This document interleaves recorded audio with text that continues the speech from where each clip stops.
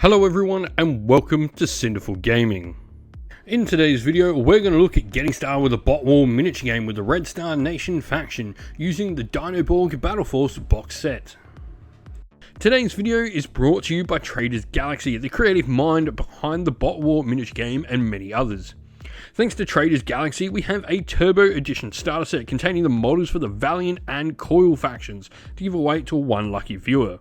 To enter, simply comment down below on this video or any other Bot War video on the channel what your favourite faction or model is from Bot War, and you'll go in the draw to win this awesome starter set.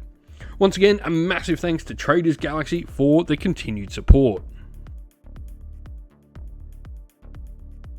And so the first one of our Dinoborgs we have for the Red Star Nation in the box set is the Tyrannoborg. Now the Tyrannoborg is probably one of the heaviest hitters we have. Strategy rating 9 means it goes pretty late in the turn, able to sort of see what our opponent is doing and then activate. 10 HP with 4 combat there is nice, and adrenaline as well is a nice bonus. This allows us to boost up our stats or potentially even come back from the dead. Martial Warrior means we can perform the same super ability twice in the same game, even if that super ability says it's once per game, like Adrenaline does. And we also have Pugilist as well, where we can reroll 1 close attack dice per turn, making it a pretty ferocious fighter. Raptorborg Murder is next, and this includes all your Raptorborg models, putting them on the one base. The reason we've done this is for the end list we're going to show at the end of the video. The Raptorborg Murder does have the limited ammo rule. We can only make 1 ranged attack per turn, but it is pretty cheap. It generates by pink energy, and 3 attack, 3 combat is pretty solid on a 6 HP model. It's a nice little threat piece. The Pteraborg is next, and like a lot of models in this army, we do have red energy. This is going to help us do some of the more combat focused things in the game. Movement 10 though is really nice with adrenaline as well. 3 range, it's one of the more shooty pieces we have, and 4 HP. It's a fast moving piece. It's going to be out there going and grabbing objectives for us, not necessarily being the most damage dealing piece of the force. The Triceratoborg, on the other hand, is a nice heavy hitter. 3 range, 3 combat with 6 HP and 3 shields as well. Strategy rating 10 is really nice, especially when you consider you've got ground to air missile. The model counts range attacks at short range up to 24 and can reroll 1 hit per turn when targeting enemies with the air attack super ability, dedicated flyer or jetpack special. What's cool about this is that strategy rating 10 generally flyers like to hide and then move out into the open to go grab objectives, so getting that bonus against them after we've seen where they're all going to go is cool. 1 pink energy and 1 red energy for the model as well is what it generates.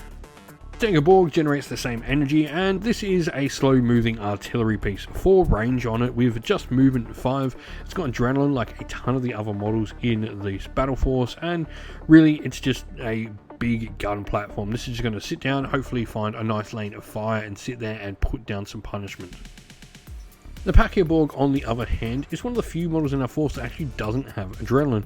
This model has ram attack. As you would expect, it's a Pachycephalosaurus Borg. This model wants to be going and headbutting enemies. What the ram attack does is gives us a little bit of extra movement and also some extra combat power as well, which is nice considering we are on a relatively small base for the model. Lastly is the Ankaiborg. Now the Ankaiborg has the ability to transport some cyborg legionnaires for the force. It's got adrenaline. It's also a decent amount of range with 3, movement 7, strategy rating 7.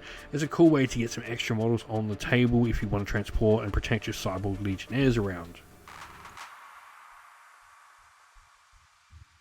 Now, as it goes for where to go next, really, we don't have many points to play with at the end. There's a lot of points in the initial box, which is great, honestly. If you are looking to get into the game, it's a nice, cheap way to do it. Generalmov is what I'm going to suggest adding, though.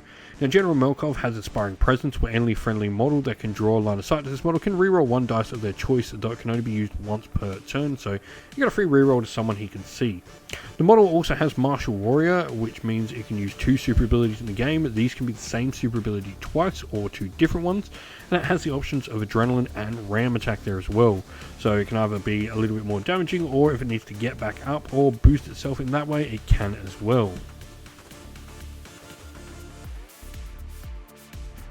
So our force today will be for the Red Star Nation. So pretty simply, our list now contains the Tyrannoborg, Raptorborg Murder, Terrorborg, Tricerborg, Stegoborg, Pachyrborg, Ankaiborg, and Generalmov for a perfect 100-point army, which is the standard size game we play in the Bot War miniature game. We hope this video was helpful in getting you started with Bot War, and that it was able to give you some ideas and inspiration to start your own force in the game. If you have any other questions at all, please comment down below, and while you're there, don't forget to drop a like, subscribe, and join our Discord server to check out all future Bot War and Traders Galaxy content. We hope this video was helpful.